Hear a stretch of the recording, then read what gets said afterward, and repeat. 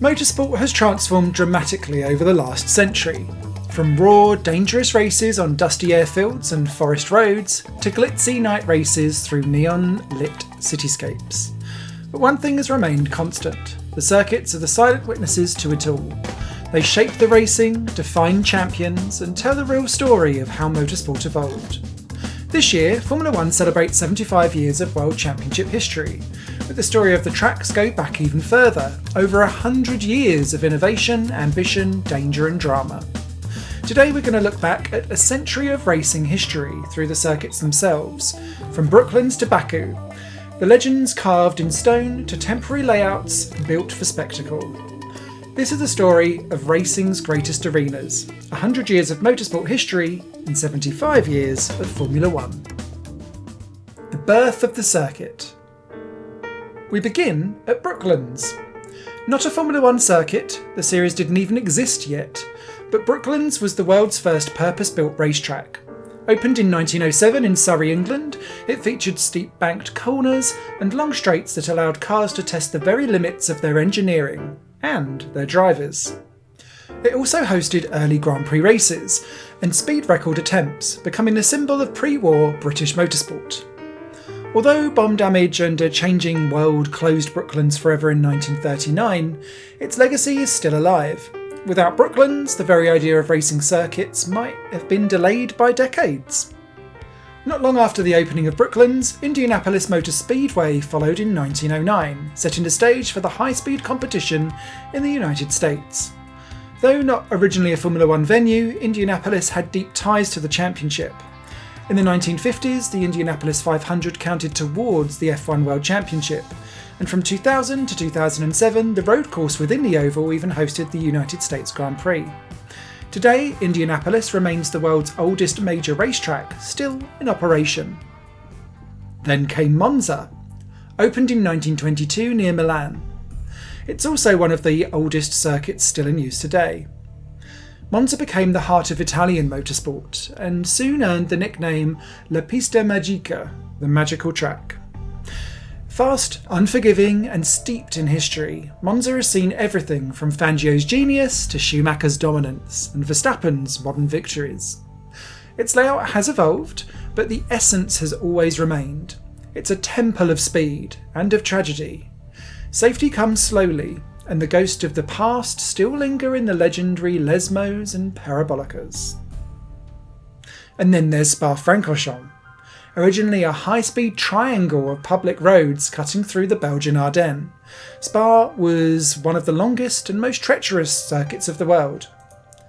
Fast, narrow and often soaked in rain, the original layout stretched over 14 kilometres and tested both man and machine to their limits. Formula 1 raced here from the very first World Championship season in 1950. But over time, the combination of rising speeds, minimal runoff areas and dangerous corners like the Masta and the Bourneville made the old Spa increasingly controversial. By 1970, drivers had had enough. That year's Grand Prix, the last on the original layout, was held under intense scrutiny, and the writing was on the wall. For safety reasons, Formula 1 moved away from Spa. The Belgian Grand Prix shifted to two newly built circuits, Zolder and Nivelles. It wasn't until 1983 that Formula 1 returned to the heavily revised and shortened version of Spa-Francorchamps, one that still retained the atmosphere of the original, but with a layout less likely to kill you. Despite all the challenges, one section has remained legendary, the Raidillon Complex. Many fans and even commentators mistakenly call it Eau Rouge after the small stream at the foot of the hill. But the real corner, the fast left-right-left uphill sweep, that one's called Raidillon. It's one of the most iconic and dangerous corners in motorsport and still serves as the rite of passage for every F1 driver.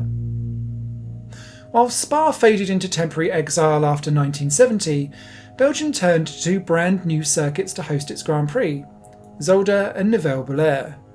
Nivelles, located just south of Brussels, made its debut onto the F1 calendar in 1972. The circuit was designed by Dutch architect John Hugenholtz, known for his work on circuits like Suzuka and Jarama, and also the former director of Zandvoort, though not its designer despite common myth. Nivelles was remarkably advanced for its time. It featured wide grass runoff areas lined with guardrails, a design focused on safety compared to Spa at the time. Some fans and drivers found it dull, but from a design standpoint, it was a trailblazer.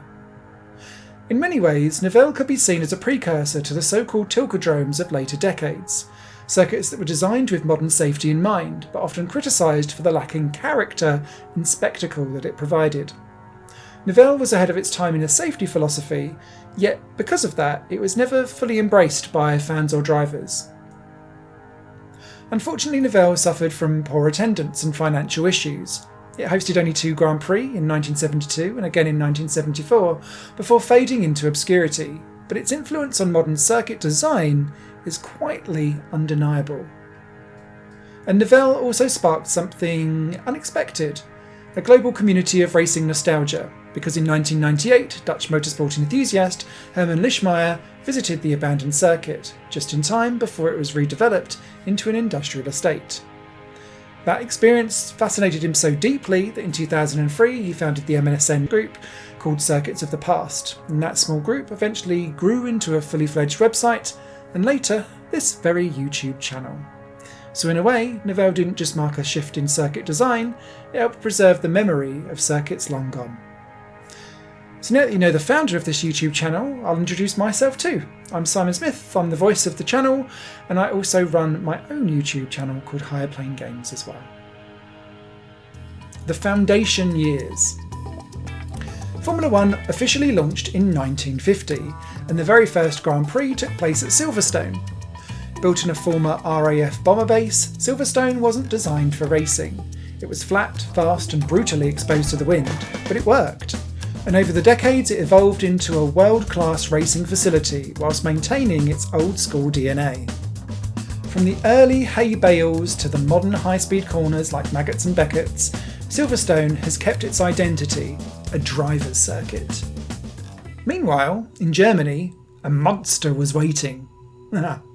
The Nürburgring's Nordschleife, over 22 kilometres long, over 100 corners, and surrounded by forests and elevation changes. It was a medieval dragon in tarmac form. It was breathtaking, but it was also deadly. In 1976, Niki Lauda nearly lost his life here. After that crash, Formula One abandoned the Nordschleife for good, and a safer, shorter circuit was built nearby, the Nürburgring Grand Prix Strecke. But for many, the soul of the Nürburgring died with that decision. The old track, though, still remains, not only as a testing ground and as a tourist attraction, but it's also still an active venue for endurance racing. To this day, the Nordschleife hosts legendary events like the 24 Hours of Nürburgring, where the touring cars and GT machines battle the green hell, just like they have for decades. It's a living legend in the most literal sense. So let's hop over to the Dutch coast, shall we? And let's visit Zandvoort. Nestled in the sand dunes near the North Sea, Zandvoort joined the calendar in the 1950s. It was a narrow, twisty circuit, but it was full of character. The infamous Tarzan corner, a fast right-hander with deep banking, often decided races on lap 1. The circuit disappeared from F1 after 1985, but it returned again in 2021, updated, yet unmistakably still the same. With Max Verstappen leading the Dutch wave, Zandvoort found a new life in modern Formula One. Then we come to Hockenheim, a circuit that played a central role in the German Grand Prix history. It originally opened in 1932 as a public road course, initiated by Ernst Christ, a local motorcycle enthusiast and racing fan from Hockenheim, not as a Mercedes test track, as many sources claim. So that's the next myth bust in this video, and if you'd like to see more myths debunked, check out our video Top 10 Urban Myths and Misconceptions in Motorsport after this one.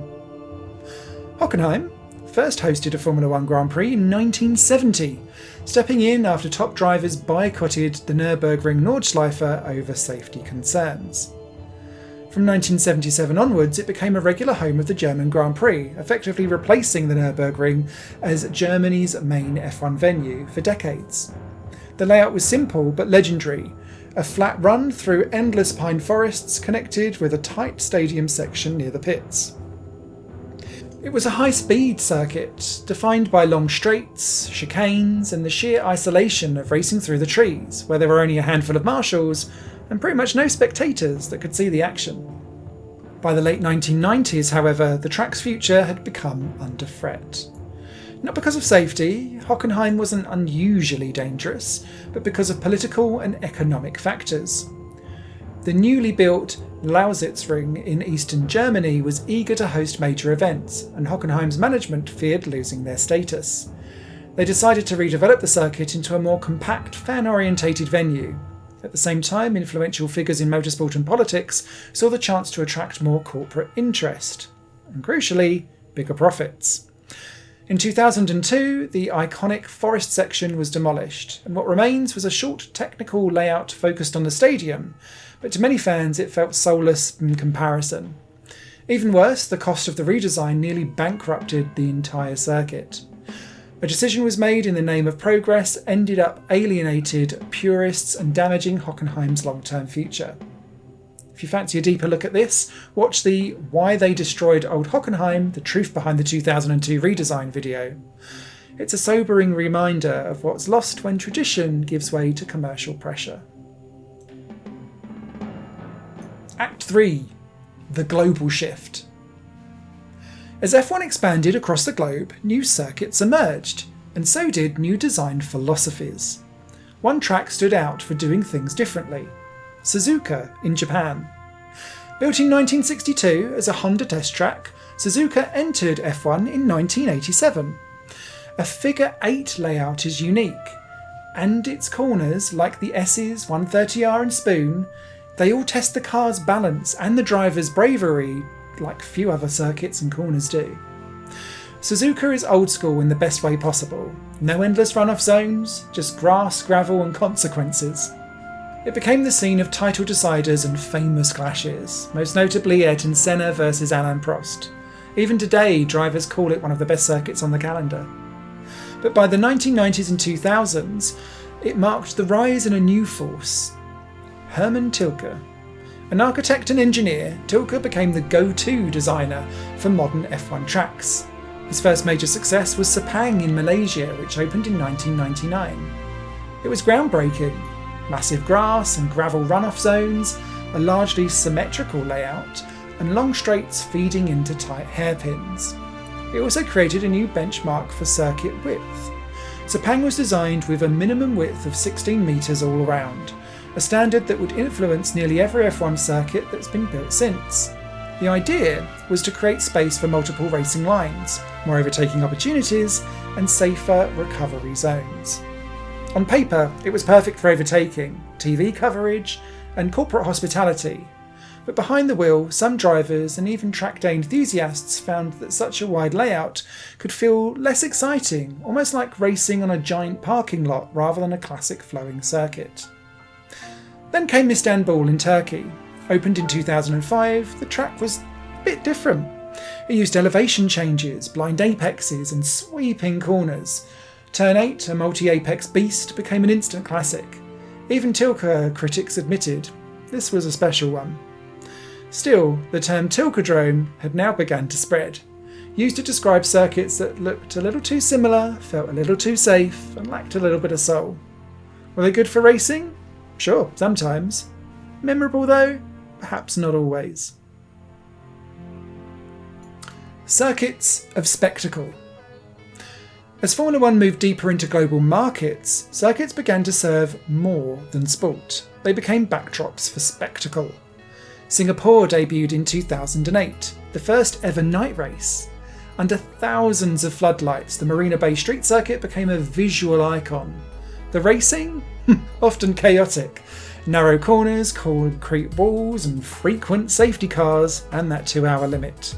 But the imagery? Stunning. Then came in Baku in Azerbaijan. First held in 2016, the Baku City Circuit is part Monaco, part Monza. It combines tight medieval alleyways with one of the longest straights in Formula One. It's unpredictable and sometimes unforgettable. Think of Vettel versus Hamilton or Verstappen's tyre blowout in 2021. In 2022, Miami joined the calendar. A race built around a stadium, complete with a fake marina, who could forget that, and celebrity-studded grid walks. The circuit layout got mixed reviews, but F1 wasn't just targeting race fans anymore, it was courting mainstream America. Then in 2023 came the return of Las Vegas. F1 cars racing right down the strip at midnight, past casinos and neon signs blaring in your face. It was flashy, it was noisy, and undeniably bold. Some loved the show. Others questioned whether racing was still the main attraction. So, from the banking of Brooklands to the boulevards of Baku, the history of motorsport, and especially the 75 years of F1, can't be told without its circuits. They're more than just places on a map. They're symbols of eras, of values, of what racing as a whole wants to be. Some tracks challenge drivers, others entertain crowds. Some can even do both. But every circuit, old or new, tells us something about the sport. Its past, its present, and perhaps a nod towards its future too. So tell us, which circuits do you love? Which do you think never belonged in Formula One? Let us know down in the comments and subscribe to more racing history, one corner at a time. If you're fascinated by the ghosts of racing's golden age, pop over to circuitsofthepast.com. There you can download a free ebook about 7 abandoned racetracks that you can visit legally. And I thank you so much for watching, and I look forward to seeing you in our next video.